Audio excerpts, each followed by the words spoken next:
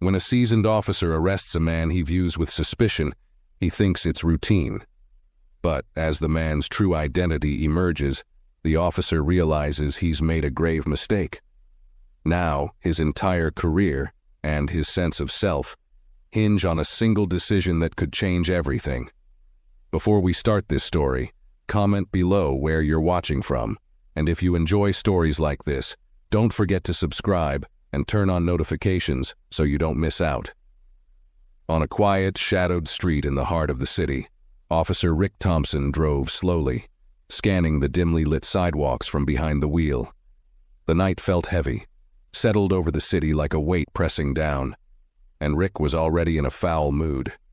He'd been stationed on night patrol for the third week in a row, a job he considered thankless and far beneath his years of service. The neighborhood was one he knew well, though he didn't particularly like it. In his eyes, it was trouble. The kind of place where people stayed out too late, where anyone standing around after dark probably had a reason he'd prefer not to know. As Rick cruised down the street, his headlights swept across a tall, well-dressed man standing by the side of a sleek black car. The man, who looked to be in his 50s, was alone, leaning casually against his vehicle with one hand holding a phone to his ear. Rick frowned, his mind quickly jumping to conclusions. It didn't sit right with him. An expensive car, late at night. A man just standing there as if he owned the place. To Rick, the sight seemed suspicious, as though this stranger were up to no good, even though he appeared calm and poised. Deciding he would get to the bottom of it, Rick pulled over, his vehicle's flashing lights reflecting off the quiet street. Stepping out, Rick straightened himself, put on the air of authority he wore so well, and walked toward the man. The stranger glanced over, acknowledged him with a polite nod, and returned his focus to his phone. Rick felt a spark of irritation. It wasn't the kind of reaction he was used to. Most people in this part of town were quick to look down or explain themselves in his presence. But this man looked unbothered, too confident, almost like he knew something Rick didn't. Rick cleared his throat loudly, demanding the man's attention. "Good evening, sir. May I ask what you're doing out here?" Rick's tone was curt, borderline hostile, as if he expected trouble. The man ended his call calmly and looked at Rick with a polite but unreadable expression. "I was waiting for assistance. My car broke down," he said, his voice calm and smooth, betraying no sign of nerves or agitation. Rick didn't like the man's calmness. It seemed too deliberate, too practiced, as though he didn't fully respect Rick's authority. "Really?" Rick scoffed, looking the man up and down with a skeptical eye. "Waiting for assistance, huh? In this area? At this hour?" The man nodded, unruffled by Rick's hostility. Rick's irritation deepened. He hated it when people looked at him like this, as if he were some rookie cop trying too hard. Rick felt the need to establish control, to show this man who held the power here. "What's your name?" Rick demanded, his voice a bit sharper. The man looked at him thoughtfully, a faint smile playing on his lips. "David," he replied. "David Carter." Rick narrowed his eyes, studying the man's face carefully as though the name alone held some hidden meaning. "David Carter, huh?" he echoed, his tone dripping with suspicion. The name didn't sound familiar, but something about the man's composed demeanor nagged at him, making him feel oddly defensive. Still, he brushed off the feeling, chalking it up to irritation at having his authority so casually disregarded. "Well, David Carter," Rick continued with a smirk, "people don't usually hang around on these streets unless they're looking for trouble, especially not people dressed like you." His gaze flickered over David's tailored suit, the polished shoes, the quiet confidence in his posture. In Rick's experience, that kind of appearance in this neighborhood was a rare sight. "So you're just out here, waiting for help," Rick repeated, voice dripping with disbelief. "Seems like a strange choice." David kept his gaze steady, neither intimidated nor defensive. "I apologize if I'm causing you concern," he said smoothly. "I called for assistance. They're on their way. I didn't think waiting here would be a problem." He held Rick's gaze calmly, and for a brief moment there was something in his eyes. A flicker of recognition, a hint of restrained authority. But it passed too quickly for Rick to catch. Rick's fingers twitched, itching to assert control. The way David spoke, the polite tone, the careful choice of words, the quiet strength in his voice, grated on him. It was as if this man thought he was above Rick, above the situation, untouchable. Rick's irritation sharpened into something nastier, fueled by a sense of being challenged. He wasn't about to let this David Carter get away with an attitude like that. "Look, Mr. Carter," Rick said, letting his voice harden. "This isn't a neighborhood where people can just hang out waiting for help." He took a step closer, sizing David up. "You're not from around here, are you? What kind of business do you even have in this area?" David's calm didn't waver. "I was passing through. I didn't expect my car to break down." There was a slight pause, as if he were choosing his next words with care. "But I'm familiar enough with the area to know it isn't unsafe." Rick's jaw clenched. That hint of confidence, that almost veiled assurance, didn't sit well with him at all. He knew that tone. It was the tone of someone who thought they had nothing to fear, someone who thought they knew more than they let on. And Rick hated it. Rick felt a surge of annoyance mingling with something harder to define, a sense of unease, maybe even intimidation. But he shook it off. This guy needed to understand who was in charge here. "Well, I don't care where you were passing through or what you think you know," Rick snapped. "This isn't your neighborhood, and I'm not seeing any good reason for you to be out here." His gaze dropped to David's hands, noting they were relaxed, resting casually by his sides. It felt wrong, the calmness, like he was somehow mocking Rick without saying a word. "Hands where I can see them," Rick demanded, his tone sharper, almost daring David to refuse. But David didn't react with the defensiveness Rick half expected. No hesitation, no worry, just a mild compliance. He raised his hand slightly, a faint look of patience on his face. That look bothered Rick even more. It was the look of someone waiting for the inevitable, someone confident that they could handle anything thrown at them. And Rick felt his authority slipping with every second of that silent, steady gaze.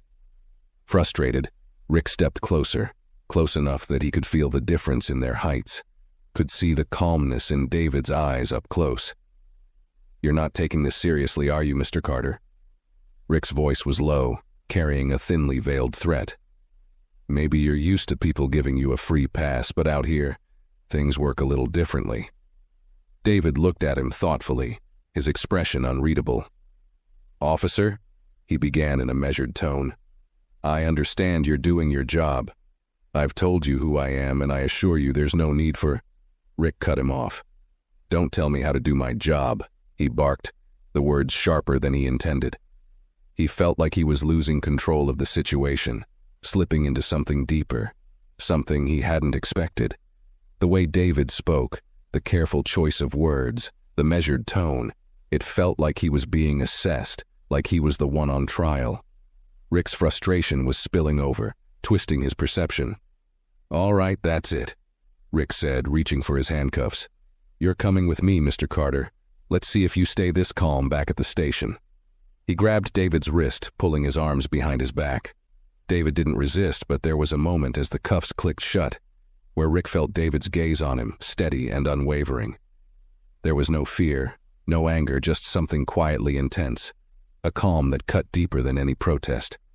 David's voice was barely above a whisper as Rick tightened the cuffs, but there was a hint of warning in it. "Officer," he said, "are you absolutely sure you want to do this?"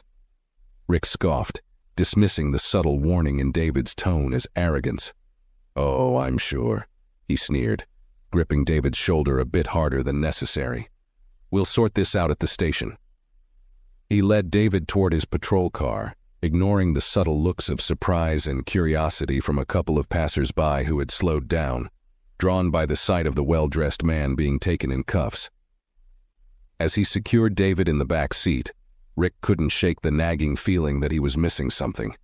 There was something unnerving about David's calm, the way he seemed almost unaffected by the whole situation, as though he were merely observing rather than experiencing it.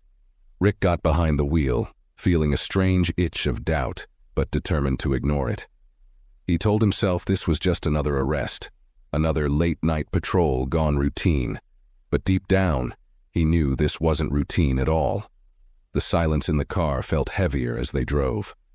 Rick occasionally glanced at David in the rearview mirror, expecting a flicker of frustration or fear, some sign that his calm exterior was cracking. But David simply gazed out the window, seemingly unbothered, his face illuminated by the passing streetlights. His expression was almost serene, even as they neared the station. This attitude, this quiet confidence, gnawed at Rick's nerves. Every second of that silence felt like it mocked him, like David knew something he didn't, and Rick felt the tension building in his own chest. After a few minutes, David finally spoke, his tone still even, polite, but with an edge that made Rick grip the steering wheel tighter. "You know," David began, "I understand that this might seem unusual to you, but I'd encourage you to think carefully about the assumptions you're making right now." His voice was calm, the words calculated, and for a moment Rick wondered if he was missing something important. But Rick hardened his expression, shrugging off the doubt. "You don't get to lecture me, Mr. Carter," he shot back, gripping the wheel tightly. "You're in my car, under my authority. We'll see if you're still talking like this once we reach the station." His own words felt hollow to him, and he hated that. Hated that this man, restrained in the back seat, had managed to rattle him so deeply. David merely nodded, his gaze steady. "I understand, but remember, officer," he said in a tone so calm it sent a chill through Rick, "not everything is always as it appears." The rest of the ride passed in tense silence, Rick growing increasingly uncomfortable, though he'd never admit it. He couldn't shake the eerie calmness that clung to David, a quiet assurance that seemed to defy the situation. When they finally pulled up to the station, Rick felt a rush of relief. He was back in his domain, surrounded by familiar walls and the authority he wielded daily.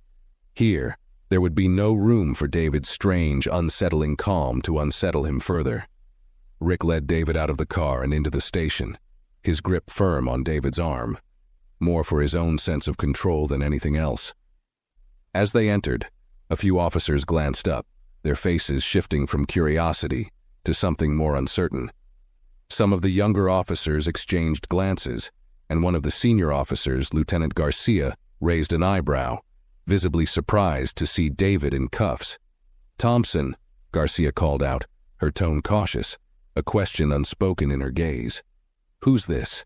There was a note of hesitation in her voice, her eyes flicking to David with something bordering on recognition. But Rick, still driven by his need to assert control, brushed it off, ignoring the slight tension spreading through the room. "Just someone who thought he could ignore the rules," Rick replied with a smirk, steering David toward the processing area. But Garcia didn't move, her eyes narrowing slightly as she looked from Rick to David. She opened her mouth as if to say something, but then paused, studying David's face, her eyes widening almost imperceptibly as something clicked. "Officer Thompson."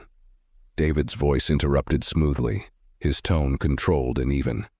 "I think you might want to listen to your colleagues here." His gaze flickered to Garcia, acknowledging her recognition, and a faint knowing smile played at the corner of his mouth. Rick felt his patience snap, frustration boiling over. He didn't care what his fellow officers thought. He had this situation under control. "Save it," Rick muttered, steering David into the holding area, ignoring the unsettled glances from the other officers around him. But his grip on David's arm faltered slightly as he saw Lieutenant Garcia start to follow them, her expression now serious, even concerned. Inside the holding area, Rick directed David to sit, securing him to a bench while he started the routine processing procedures. As he filled out the paperwork, the silence grew unbearable, the quiet tension thickening with every glance Garcia threw in their direction. Rick avoided looking directly at her, feeling his own irritation twisting into something close to doubt. Rick forced himself to focus on the paperwork, the routine procedures, anything to avoid the unsettling looks from Garcia and the others. He scrawled David's name across the intake form, with a little more force than necessary, but his hand stilled when he reached the section for occupation. He hadn't bothered to ask and didn't care to. With a slight huff, he left it blank, muttering under his breath, "Not like it matters anyway." As he handed the form over to the processing officer, he caught a glimpse of David seated calmly on the bench, watching the room with that same unbreakable composure. David's eyes followed the movements of each officer, as though he were familiar with every inch of the place, every routine, every protocol. Rick's irritation flared again. This man didn't just act calm. He seemed in control, almost as if he were evaluating them. Before Rick could make another move, Lieutenant Garcia approached, her face tight with a blend of worry and urgency. She leaned in close, lowering her voice so that only Rick could hear. "Thompson, you need to be very careful right now," she murmured, her eyes flickering toward David. "Do you know who this man is?" Rick bristled, refusing to let any doubt show. "Yeah, I know who he is. Another guy who thinks he's above the law," he replied, dismissing her concern with a wave of his hand. But Garcia's face remained tense, her expression growing more serious by the second.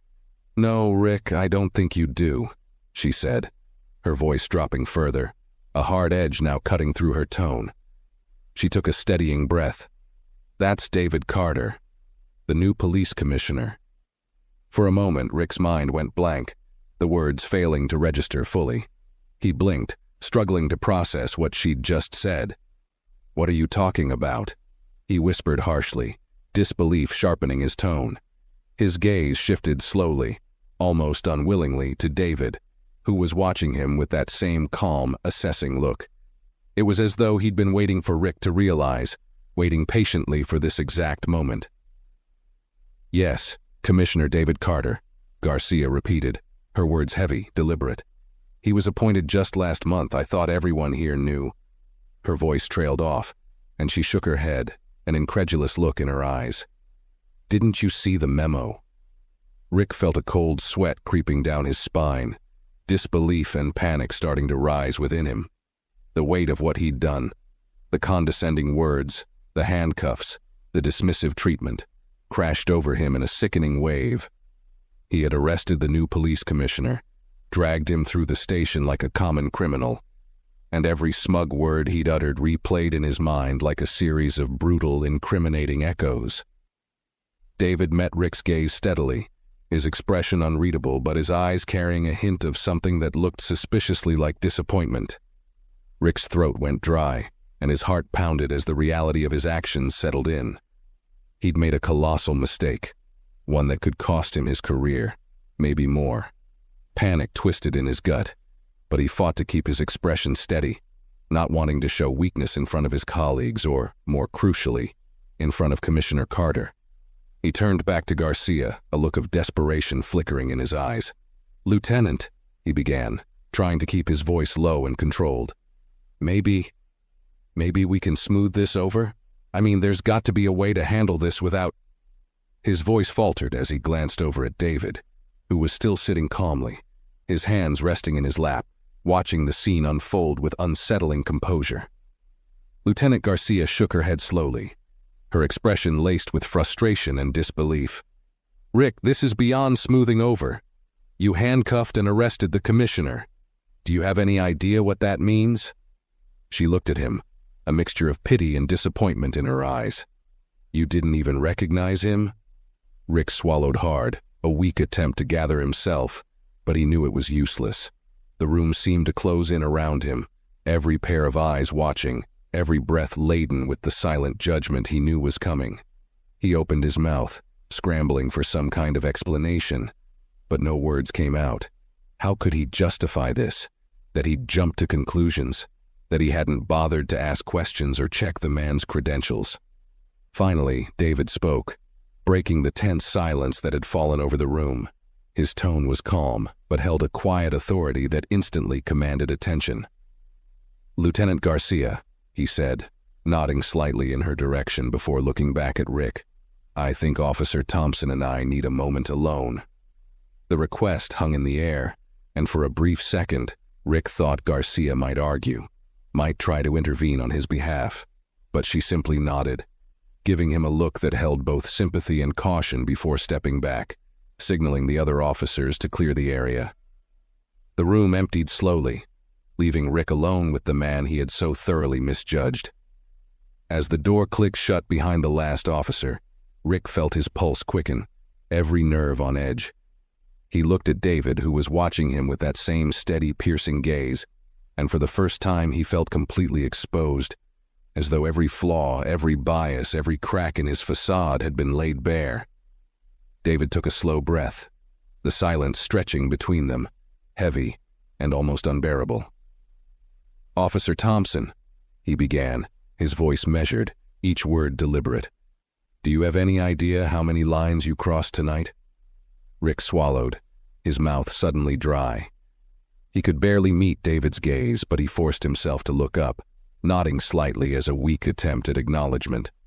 The weight of David's words, the quiet intensity in his tone, made Rick feel smaller than he ever had before.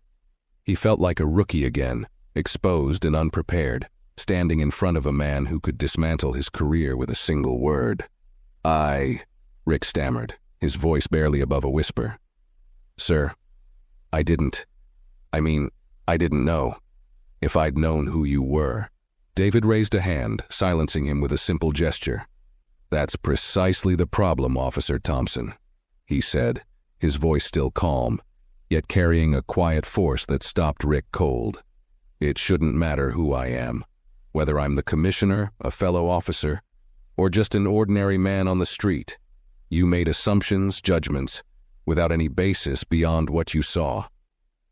His words cut deep, each one landing with a precision that left no room for excuses. Rick felt the truth of those words sink in, piercing through his defenses. He wanted to argue, to explain, but he knew any attempt would only sound hollow. The truth was, he had acted on instinct, on bias, without a second thought. And now he was standing face to face with the reality of what that meant. David continued, his gaze unwavering. "When you approached me, you didn't see a citizen in need of help. You saw a problem, someone you believed didn't belong. You didn't ask questions, didn't consider the possibility that you might be wrong. Instead, you asserted authority that wasn't earned, and you used it recklessly." Rick felt a chill run through him, shame flooding his chest. He wanted to look away, to avoid David's piercing gaze, but he couldn't. He owed the man that much, at least. He owed him his attention, his humility. David took a step closer, and Rick felt the quiet power in his presence, a calm authority that had nothing to do with titles or rank. "You're supposed to be a protector," David said, his voice softening slightly, though his gaze remained sharp. "That badge is meant to stand for trust, respect, and integrity. Tonight you showed none of those things. You treated me with suspicion not because of my actions, but because of my appearance." Rick's face burned with humiliation, but David's tone left no room for pity. It was the kind of straightforward honesty that stripped away every defense, leaving only the truth. And Rick knew deep down that every word was deserved. "I could file a formal complaint," David continued, "and that would be the end of your career. I don't think you understand how serious this could be for you." There was a pause, heavy and filled with possibility. Rick's heart pounded as he awaited David's next words, feeling as if his entire future hung on this moment, on the commissioner's decision. But David simply looked at him, his expression softening just a fraction. "But maybe," he said, after a pause, "you need something else instead of punishment. Maybe you need a chance to reflect, to understand what it truly means to serve and protect, not just enforce." Rick's mouth opened slightly, a mix of shock and relief flooding through him. He hadn't expected mercy, hadn't even dared to hope for it. And yet, here it was, offered to him in a way that felt both humbling and strangely redemptive. Rick stood there barely breathing, his mind reeling from David's words. The unexpected mercy left him feeling unsteady, stripped bare by both the shame of his actions and the surprising generosity of the commissioner's response. He felt a mix of emotions, gratitude, guilt, and a deep, gnawing sense of inadequacy. For the first time, he truly understood how profoundly he had erred. David held his gaze, allowing a moment of silence to pass between them, letting the weight of his words sink in fully. Then he spoke again, his tone softer, but still carrying that unshakable authority. "You're going to be given a new assignment, Officer Thompson," he said, effective immediately. Rick's heart skipped a beat, panic flaring once again. A new assignment? He thought of all the possible repercussions, all the roles within the department he might be relegated to, and his stomach twisted.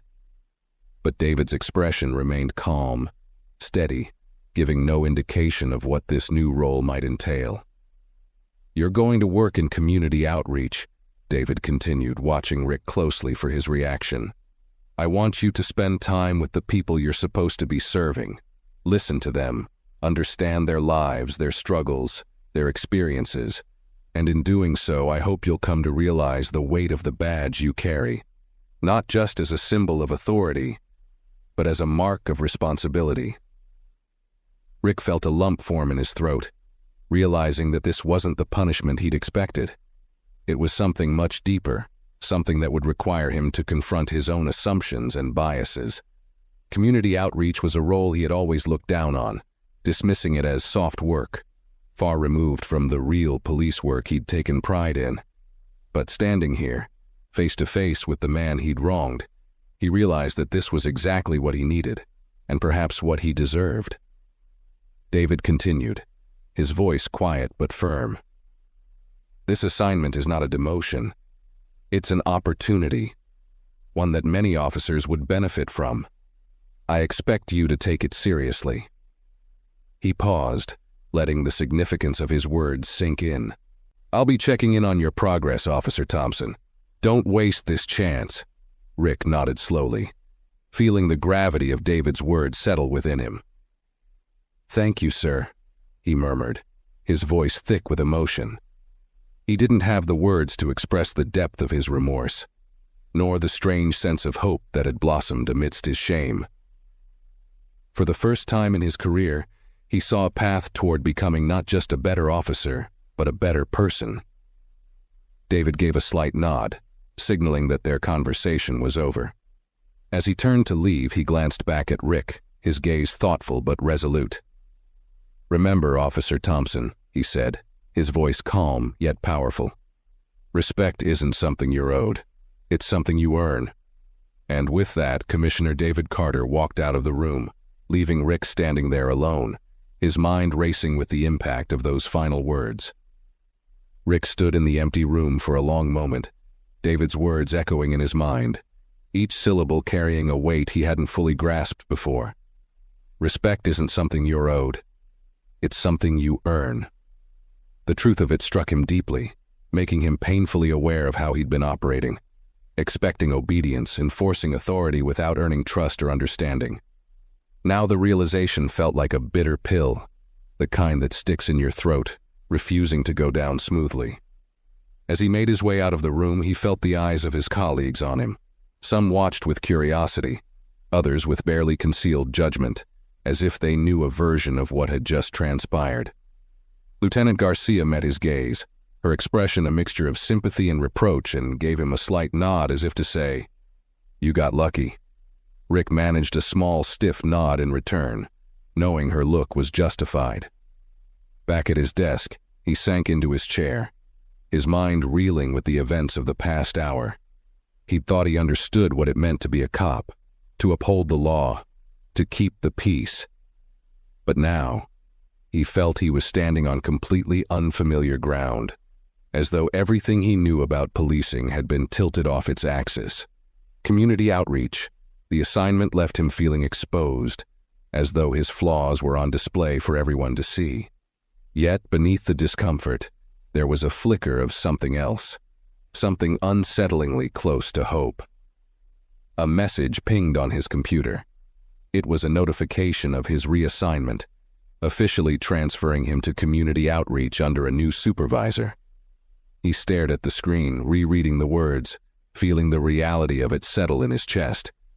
He wasn't going back to the beat, to the familiar routines and the comfortable feeling of authority he'd once taken for granted. He was being given a second chance, but it would come with challenges he'd never considered. As he sat there, processing his new reality, Rick felt an unexpected pang of gratitude. Despite his own pride, his mistakes, and his biases, David Carter had chosen not to end his career but to teach him a lesson, one that he felt in his bones would change him if he allowed it to. For the first time in years, Rick didn't feel like an officer with authority, but a man with a lot to learn. And as daunting as it seemed, he knew this was his only way forward. He took a deep breath, the weight of the experience settling around him. Tomorrow, he'd walk into that new assignment, not as the Officer Thompson he'd been, but as a man who, maybe for the first time, was ready to truly serve. The next morning, Rick arrived at the community center, feeling a mix of nervousness and reluctance he hadn't felt since his first days on the force. The center was already bustling with activity, parents bringing in kids, volunteers setting up tables, and a few familiar faces from the neighborhood eyeing him with a mix of curiosity and caution. Rick adjusted his uniform, feeling strangely out of place in it here, where the rigid lines of authority felt softened by the warmth and vibrancy around him. He was greeted by Officer Emily Vargas, a young but experienced community officer, known in the department for her empathetic approach and deep connection with the people in this part of town. She extended a hand, her expression kind but professionally distant. "Welcome to Community Outreach, Officer Thompson," she said, shaking his hand firmly. "I'll be your supervisor here, so we'll be working closely together." Rick nodded, trying to shake the unease from his voice. "Thank you. I appreciate the opportunity." The words sounded hollow to him, like he was reading from a script, but Emily simply gave him a polite nod, as if she understood. "Today, I'm going to introduce you to some of the community leaders and residents," she said, gesturing toward the main hall where people were gathered talking in small groups. "These are the people we serve every day, and you'll be working directly with them, hearing their stories, addressing their concerns." Her tone held no judgment, just a steady professionalism that felt both welcoming and intimidating. Rick followed her through the hall, feeling the weight of curious stares from the community members. It was clear that many of them knew who he was, or at the very least knew the type of officer he had been. He could see it in the cautious glances, the way conversations quieted slightly as he passed. He couldn't help but feel exposed, as though every assumption he'd ever made about this neighborhood, every preconceived notion, was now laid bare for them to see. They stopped in front of a small group gathered near a table covered with pamphlets and coffee. Emily introduced Rick to the group as Officer Thompson, who will be joining us here in community outreach. One of the women, an older resident with a warm smile but a penetrating gaze, nodded at him and said, "Good to meet you, Officer Thompson. We hope you're here to listen." Her words were simple, but the unspoken message was clear. She wanted to see if he was truly ready to change. Rick felt a flush of embarrassment but managed a nod. "Yes, ma'am. I'm here to listen," he replied, the sincerity of his words surprising even him. As he looked around at the faces surrounding him, he saw the cautious hope and guarded skepticism in their eyes. He felt, perhaps for the first time, that he wasn't just representing the badge but standing as himself, with a lot to prove. Emily continued with the introductions, explaining the various programs the community center ran, from youth mentorship to neighborhood watch meetings. As Rick listened, he found himself struck by the complexity and depth of each initiative, by the care and dedication that went into supporting the lives of the people here. It was a world he had never bothered to understand before, a community he had once dismissed in his own narrow view of what policing meant. By the end of the day, Rick felt both exhausted and strangely humbled. The people he met, the stories they shared, the work they put into creating a safe and supportive environment for each other. It was nothing like the assumptions he had carried with him for so long. He realized now how much he had missed, how much he had misunderstood. And as he left the center that evening, he couldn't help but feel a flicker of something he hadn't expected. Hope. Hope that maybe, through this work, He could earn the respect he once believed was his right, and become the kind of officer David Carter had challenged him to be. Over the following weeks, Rick settled into his new role, though the transition was anything but smooth. Each day felt like a new challenge, a test of patience and humility. He spent mornings sitting in on community meetings, listening as residents voiced concerns about everything from street safety to housing issues. Initially, he found it difficult to sit quietly, to resist the urge to correct people's perceptions or justify his past actions. But he soon realized that this wasn't about him. It was about them, their lives, their fears, and their trust. One afternoon, Rick joined Officer Vargas on a visit to a nearby school for a mentorship session with a group of teenagers. The kids were wary of him, glancing at him with mistrustful eyes, their skepticism almost tangible. Rick knew why. He'd been the kind of officer they'd learned to fear and avoid, the one who saw them as trouble waiting to happen, rather than kids with their own hopes, dreams, and struggles. Now, seeing that mistrust directed at him, he felt the weight of his past actions, the barriers he himself had built. Emily took the lead, engaging the students in conversation, asking about their interests and goals. Slowly, some of them opened up, talking about their ambitions, their worries, and their frustrations. Rick listened, humbled by their honesty. One of the boys, Jamal, eyed Rick for a long moment before speaking. "Officer Thompson, can I ask you something?" Rick nodded, feeling the tension in the room shift as everyone waited for his response. "Of course, Jamal, go ahead." The boy hesitated, glancing down before meeting Rick's gaze. "Why did you become a cop?" The question was simple, but it felt loaded, carrying with it the weight of distrust, hurt, and maybe even a hint of hope that there was something more to the uniform. Rick took a breath, grappling for an honest answer. He thought back to when he'd first joined the force, fresh out of the academy, eager to make a difference. But somewhere along the line, that idealism had faded, replaced by cynicism and assumptions, and he'd lost sight of the purpose that had driven him. "I became a cop because I wanted to help people," he said finally, his voice softer than usual. "But I lost track of what that really meant. I stopped seeing people for who they were and started making assumptions, and I was wrong to do that." He paused, feeling the vulnerability of the admission. "I'm here now because I want to change that. I want to learn how to help people in the right way." Jamal nodded slowly, the guarded look in his eyes softening just a bit. Around the room, the other kids seemed to relax, some even offering him small, tentative smiles. It wasn't acceptance, not yet, but it was the beginning of something, a crack in the wall that had once separated him from the community he'd served with blinders on. After the session ended, Emily approached him as they walked out of the school. "You did good today," she said, a note of approval in her voice. "They can see you're trying." Rick managed a small smile, feeling a glimmer of pride, tempered by humility. For the first time in years, he felt like he was moving in the right direction, like he was starting to understand what it truly meant to serve and protect. It was a long road, he knew that, but for once he was ready to walk it. One careful, deliberate step at a time. As Rick's days in community outreach continued, he found himself slowly gaining the trust of the people around him. Each day he became more immersed in their lives, their stories, and their struggles. He learned things that surprised him, like how many of the residents volunteered to keep the neighborhood safe, or how a group of mothers had organized a nightly patrol to protect their children from gang influences. The more he listened, the more he understood the resilience and strength within the community he had once misjudged. One evening, during a neighborhood meeting, Rick sat quietly in the back, watching as residents discussed concerns over a recent spike in vandalism. They spoke passionately about wanting to protect their neighborhood, but he could hear the underlying frustration in their voices, frustration toward a system that had often overlooked them. After a while, one of the men, Carlos, turned his attention toward Rick, his expression challenging but earnest. "Officer Thompson," Carlos said, addressing him for the first time since he'd started attending the meetings.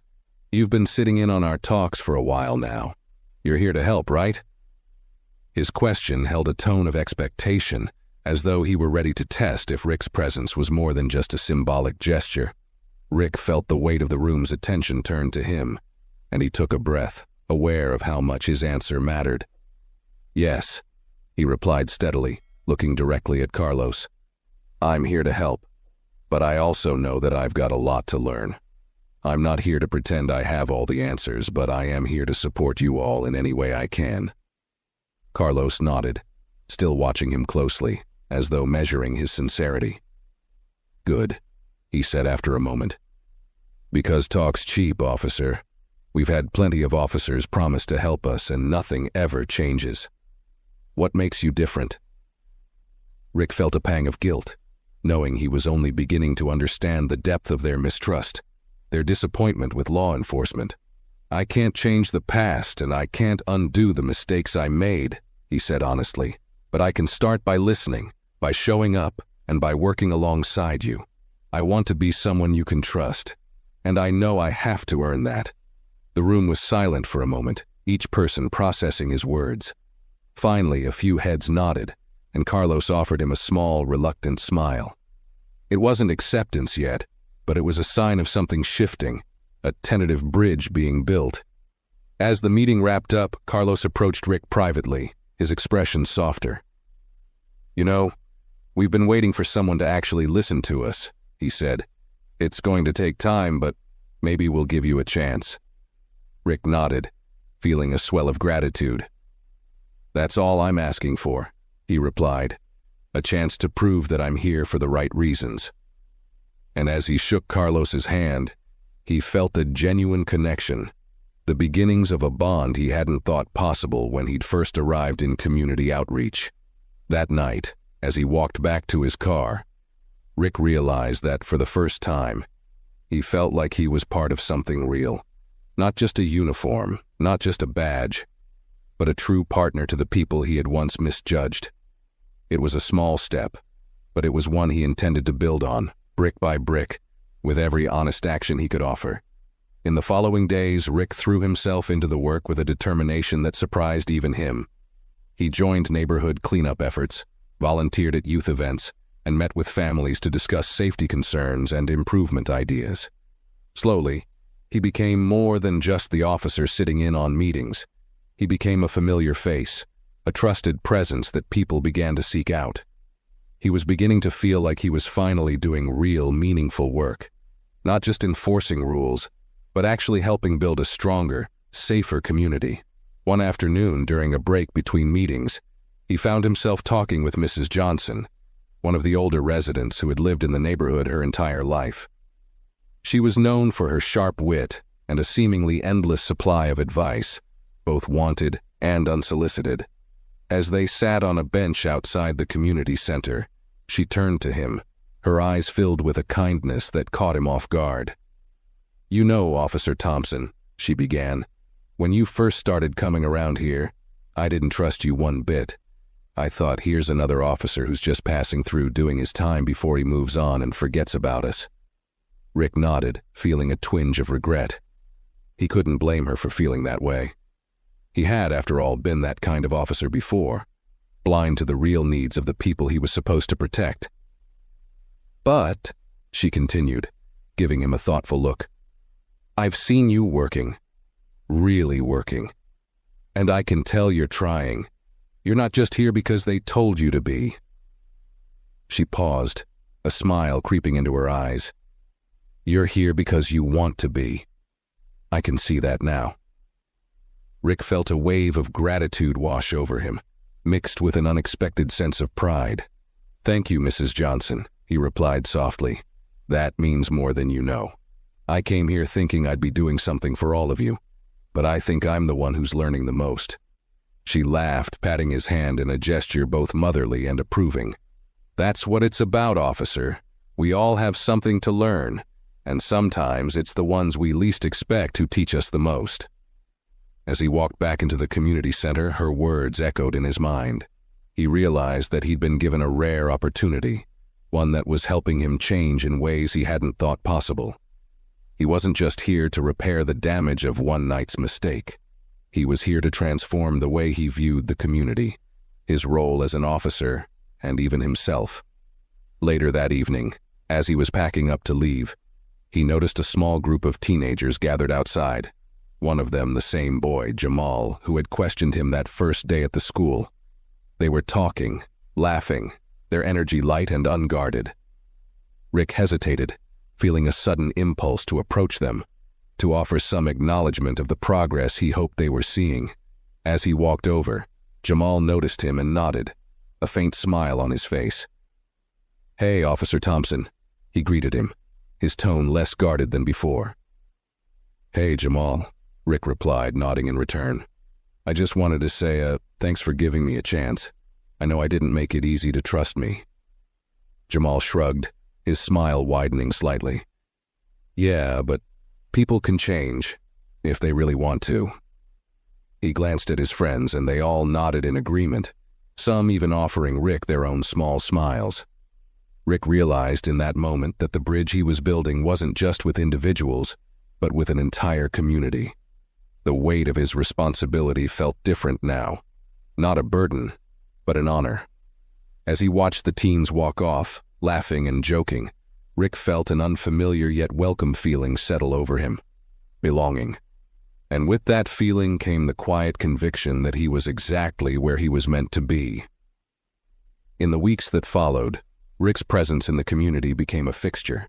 He was no longer the outsider, the officer with a badge who patrolled at a distance. He had become integrated, someone the residents began to wave to on their morning walks, someone the kids would approach with questions or just to share their day. He felt, for the first time, like he was truly part of their lives, and the realization left him both humbled and grateful. One evening, as the sun dipped low and cast a warm glow over the neighborhood, Rick was approached by Carlos, the community leader who had challenged him during his first meeting. Carlos looked thoughtful, almost hesitant, as he signaled for Rick to join him on a short walk down the street. They walked in silence for a while, the hum of the city around them. Finally, Carlos spoke, his voice carrying a seriousness that caught Rick's attention. "You've done good work here, Officer Thompson," he began, glancing sideways at Rick. "People are talking, they trust you, and that's not something we hand out easily." Rick felt a surge of gratitude but held it back, sensing that Carlos wasn't finished. "But," Carlos continued, "you should know that trust isn't just about what you do here with us. It's about what you're willing to do when things get tough, when it's not easy to stand by us." He stopped, turning to face Rick directly. "We need someone who will stand up for us, who will speak out when things aren't right, even if it means going against his own." Rick understood immediately. Carlos wasn't just talking about the work he'd done so far.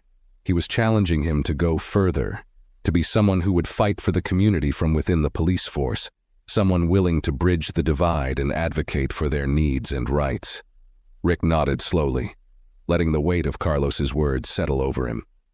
"I understand," he said, his voice steady. "I'm not just here to make amends for my mistakes, Carlos. I'm here because I want to be the kind of officer who stands for what's right, even when it's not easy." Carlos studied him for a moment, then nodded, a look of respect crossing his face.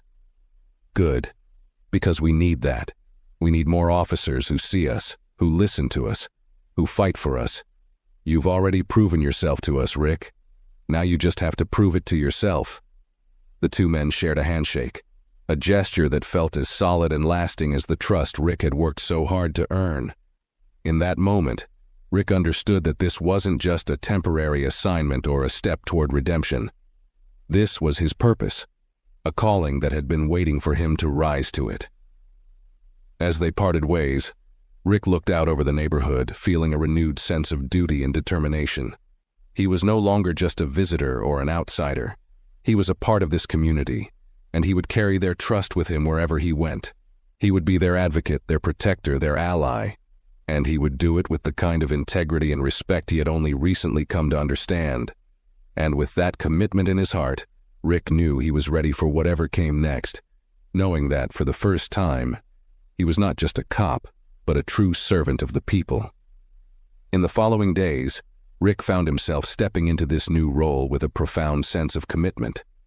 His days were spent not only with the community but also within the department, where he began noticing the subtle, and sometimes not so subtle, biases he had once taken for granted. He heard the dismissive remarks, the casual stereotypes passed around, and he saw officers like his old self, who saw this neighborhood through a lens of suspicion rather than understanding. At first, Rick struggled with how to address it. He wasn't yet sure if he had the standing to challenge his fellow officers, especially after his own recent transformation. But as the days passed, he felt a growing sense of responsibility to speak up. The community had placed its trust in him. He owed them his voice. One day, during a briefing, a young officer made a comment about keeping an eye on the neighborhood Rick had come to know so well. The words were laced with an all-too-familiar condescension, a tone that implied judgment without real understanding. Rick felt a spark of anger flare up, and before he could stop himself, he spoke. "Maybe instead of just keeping an eye, we could take some time to actually get to know the people there," he said, his voice calm but firm. The room fell silent and all eyes turned toward him, some surprised, others curious. The young officer scoffed, giving Rick a skeptical look. "Since when did you become the neighborhood advocate, Thompson?" Rick took a deep breath, his mind racing with everything he'd learned and experienced over the past few months. "Since I realized that real policing isn't about patrolling from a distance," he replied. "It's about building trust, understanding people, and treating them with the respect they deserve. If we can't do that, we're failing them, and ourselves." A few officers exchanged glances, some nodding slightly, while others looked away, clearly uncomfortable. But Rick didn't back down, his gaze steady as he continued. "I've spent time there, and I've seen how resilient, how resourceful, and how supportive that community is. They want to work with us, not against us. But it's up to us to make that partnership happen." There was a moment of silence, and then, to Rick's surprise, Lieutenant Garcia spoke up. "Officer Thompson's right," she said, her tone supportive and resolute. "We have to be more than just enforcers. We have to be collaborators, allies. That's the only way we make real lasting change." The tension in the room began to ease, and Rick felt a surge of gratitude for Garcia's support. He knew it wouldn't be an overnight transformation. That change would be slow, sometimes met with resistance. But he also knew that, with each small step, he was helping to reshape not only his own perspective, but those of the people around him. As the meeting wrapped up, several officers approached Rick, some with cautious support, others simply curious about his experience in the community. He realized that, for the first time, his voice had made an impact beyond the neighborhood. He had begun to bridge the gap between the two worlds he was now a part of, forging a path where understanding and trust could grow. And as he left the precinct that evening, he felt a quiet pride, knowing that he was becoming the kind of officer he had once only aspired to be.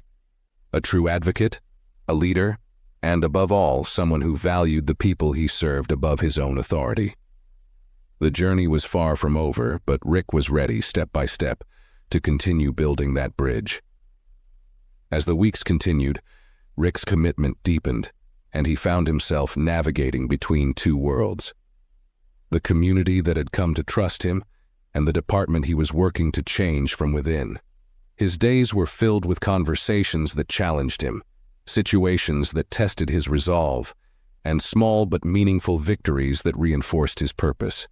He was often exhausted, but for the first time, fulfilled in a way he hadn't known was possible. One evening, after a long day at the community center, Rick was invited by Jamal and a few of the neighborhood kids to join them at a local basketball game. The invitation caught him by surprise, as he knew that trust from Jamal and his friends had been hard-earned. It was a small, almost casual gesture, but it meant everything to Rick.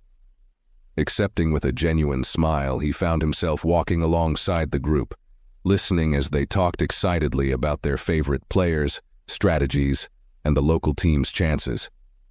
At the game, Rick was just another face in the crowd, laughing, cheering, and sharing in the energy of the community. It was an experience that felt worlds away from his former life as an officer watching from a distance. Here, surrounded by people he had once misjudged, Rick felt at home, accepted as part of something bigger than himself.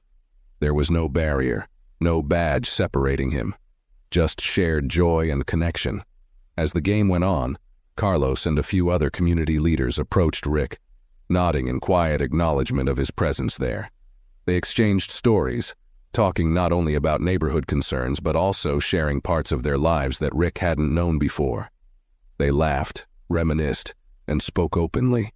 Their bond now something more than professional. They had become friends, allies in a shared mission to build something lasting. At one point, Carlos leaned over, looking at Rick with a smile that held a hint of pride.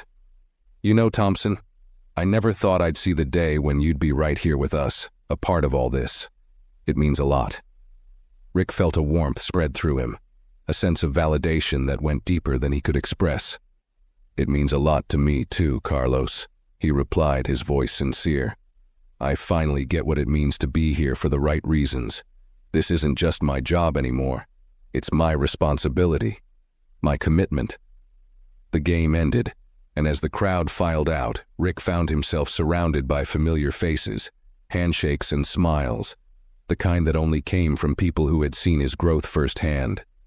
As he walked home, he felt the depth of his transformation, the person he'd become through every lesson learned, every relationship built. But Rick knew his journey wasn't complete. He had begun to change perceptions within the department, bridging the gap one conversation at a time. There would be days ahead that would test him, days where he'd be reminded of the biases and prejudices that still ran deep, both in others and, sometimes, still within himself. Yet he was ready, more prepared than ever to continue his path. He had become not just a police officer, but a community member, a voice for the people he served, and an advocate for change within his department. And as he looked up at the stars that night, he felt a sense of purpose and belonging that he knew would guide him, reminding him that he was exactly where he was meant to be. A few weeks later, Rick found himself invited to a formal community council meeting, an event where local leaders gathered with city officials and a handful of officers to discuss long-term initiatives for neighborhood safety, youth programs, and community police relations. This was the first time Rick had been asked to represent the community's perspective to city officials, and the weight of the invitation wasn't lost on him. He arrived early, greeted by familiar faces who had once looked at him with distrust, but now offered warm smiles and nods of encouragement. Carlos introduced him to the council members as our officer, and Rick felt a swell of pride and responsibility. He was there not as an outsider, but as a representative of the people he'd grown to care for deeply. As the meeting began, various topics were addressed: proposals for more lighting in certain areas, funding for after-school programs, and the need for job opportunities for young adults. Rick listened intently, taking notes, absorbing the priorities of the community leaders. Then, as the conversation turned to law enforcement, one of the city officials, a man who clearly had little familiarity with the neighborhood, started discussing ways to control crime, his language laced with subtle but unmistakable stereotypes. Rick felt a flicker of anger, but he steadied himself, reminding himself of the responsibility he now bore. When the official finished, Rick raised his hand to speak and the room fell silent, all eyes on him. "Thank you for your thoughts," Rick began, choosing his words carefully. "But I think it's important that we consider an approach that builds partnership rather than control. I've spent the past few months in this neighborhood, and I've seen firsthand that the people here are incredibly resilient, supportive, and resourceful. They don't need to be controlled. They need to be supported and respected." The official looked taken aback, but Rick pressed on, his voice steady and confident. "If we want real safety and progress, we need to focus on building relationships, investing in youth programs, and listening to the people who live here. Policing isn't just about enforcing the law. It's about being present, being accountable, and earning trust." A murmur of agreement passed through the community leaders, and Rick saw a few heads nodding in approval. Carlos shot him a look of pride, and a few residents gave him discreet thumbs up. For the first time, Rick felt like he was standing firmly in both worlds, as an officer and as an advocate for the community he served. The meeting concluded with a commitment from the city officials to allocate more funds to community programs and to work on implementing Rick's suggestions. As people filed out, several of the council members approached Rick, thanking him for his words, expressing how much it meant to have an officer speak up on their behalf. Outside, Carlos clapped him on the shoulder, grinning. "You did good in there, Thompson," he said. "You're more than just an officer now, you're one of us."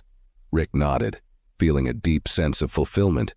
He knew he'd come a long way, transforming from the officer who had once seen this neighborhood as a problem to be managed, to someone who saw it as a community to be valued and protected.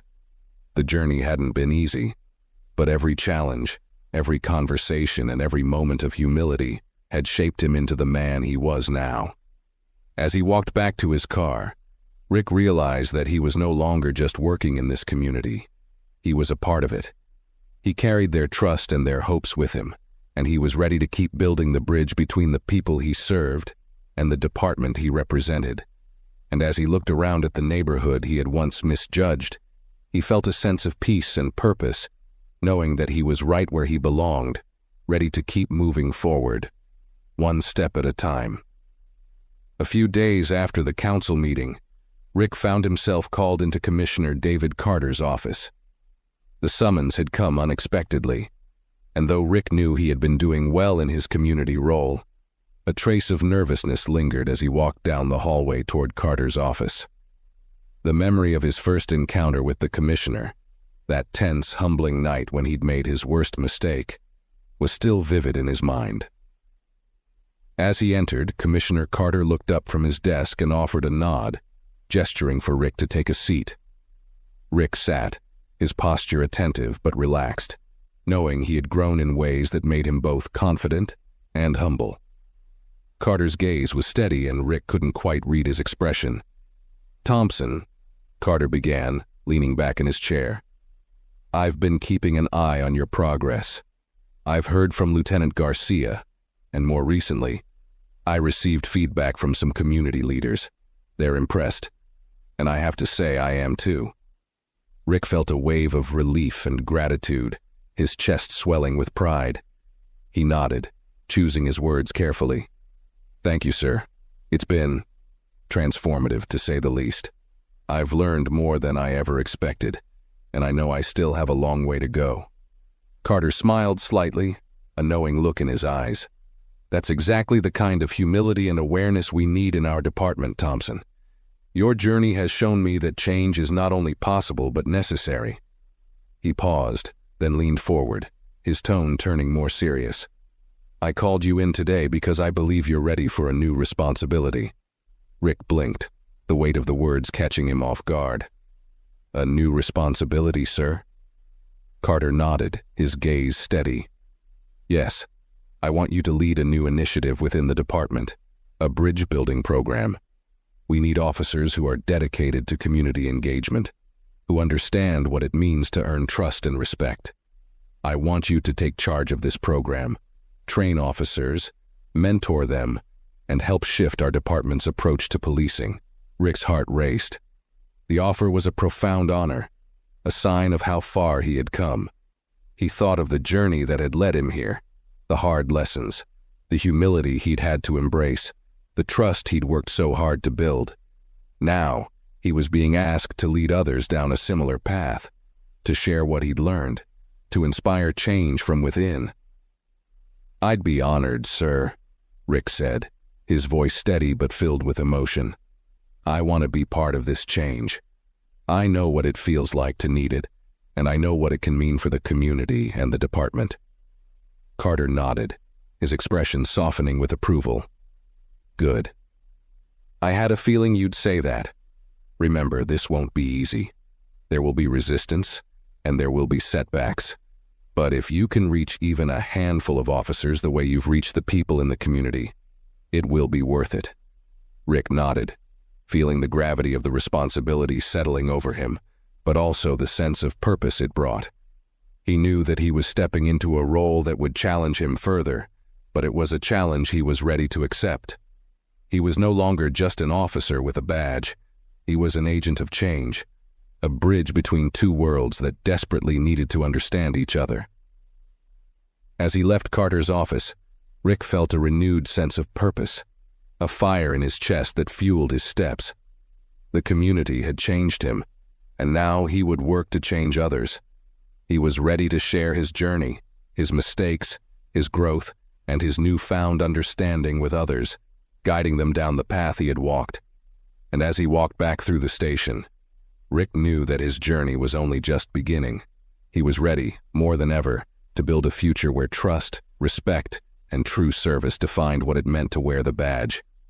In the months that followed, Rick took on his new role with a sense of purpose and commitment that only deepened with each passing day. Leading the bridge-building program wasn't easy. He encountered skepticism, resistance, and even open hostility from a few officers who dismissed his approach as soft or unnecessary. But Rick remained undeterred, drawing on his own experiences to show them the power of connection, of genuine service, and of respect. He hosted workshops, led ride-alongs through the neighborhoods he knew so well, and shared his own story, the mistakes he'd made, the hard lessons he'd learned, and the transformation he'd undergone. He spoke candidly, without glossing over the realities of his own biases and the work he'd had to do to change them. And gradually, the walls began to come down.